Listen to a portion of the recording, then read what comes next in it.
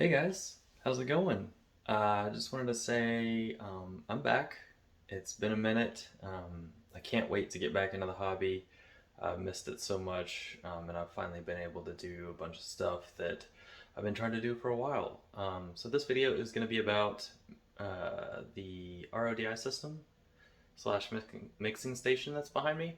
Um, I hope you guys enjoy the video, and I hope you guys stick around to see a bunch more. Thanks. I'll see you guys in a bit.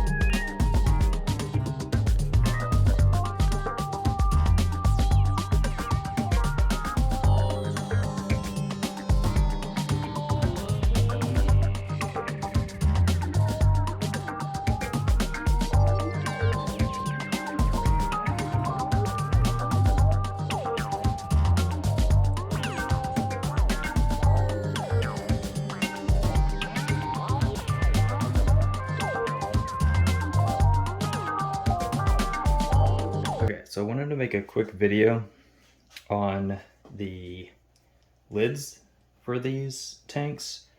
They originally, hold on a second.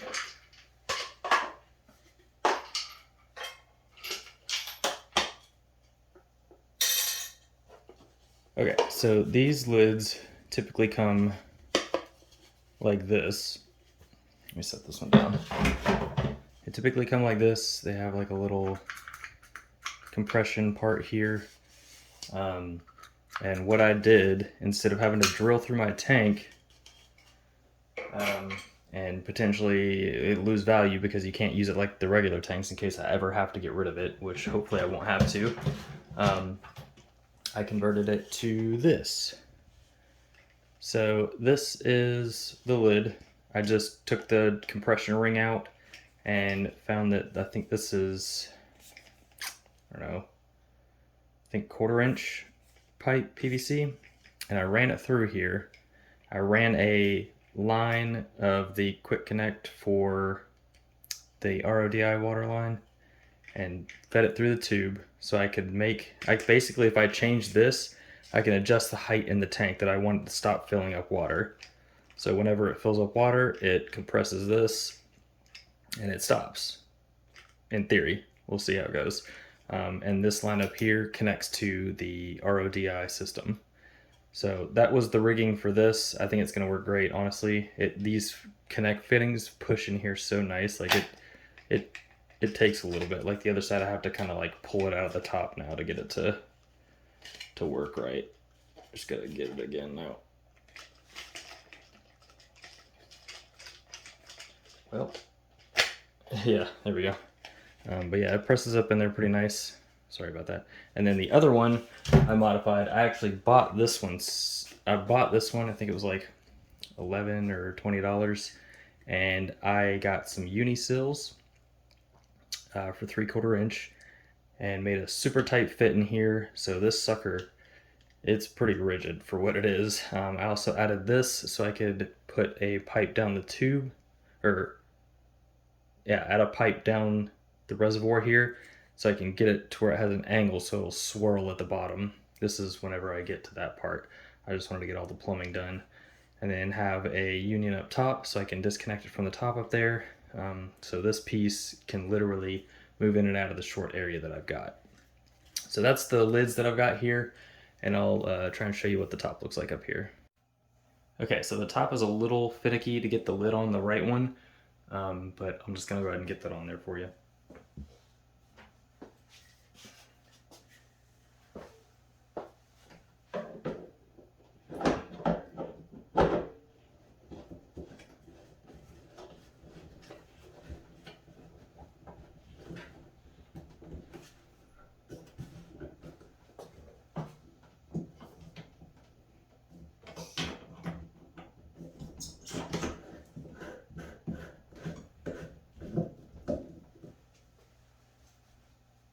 Okay, so that is how that lid goes on.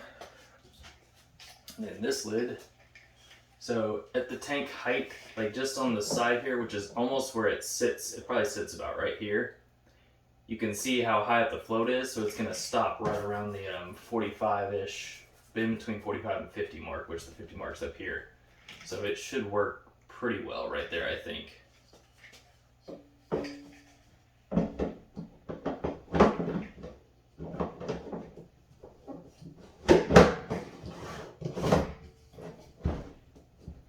And then I have my RODI line back here.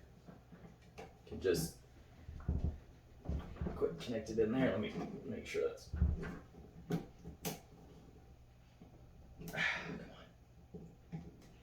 on. There we go. I can't tell if that's seating all the way. There we go. And then that's that. So should have the RODI coming into this tank. Then I'll have all the mixing down at the bottom where I can flush it and have it come up top. And that's that. Okay, so I couldn't get a wide enough angle to actually show all this in one, so I'd have to put a picture up of it all.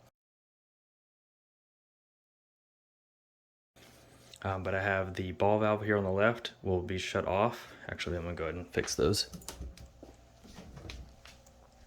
So this is what it'll look like operation most of the time. Once I drain this and pump it up into the saltwater mixing station, this one will shut off, and then this one will stay open, and it'll do the continuous loop all the way up top. And then I have another connection on here that is kind of hard to see, but this connection right here actually leads across my room to where the fish tank is gonna go. Sorry, it's a mess over there. I've been kind of trying to keep room for everything. Then this one actually leads to the other side, which is where my 30-gallon nano tank is, so I can hopefully do quick water changes through that. We'll see how that goes.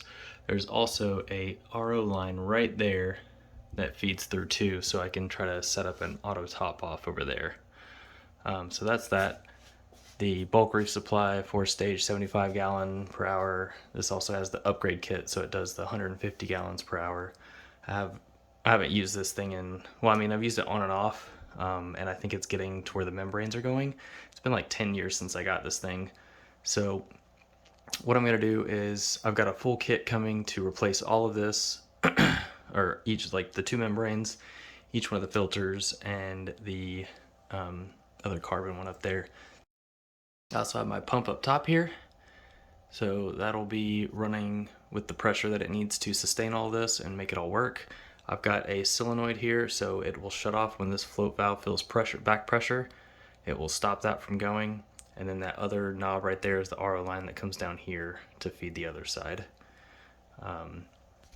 So yeah, that's my whole setup here.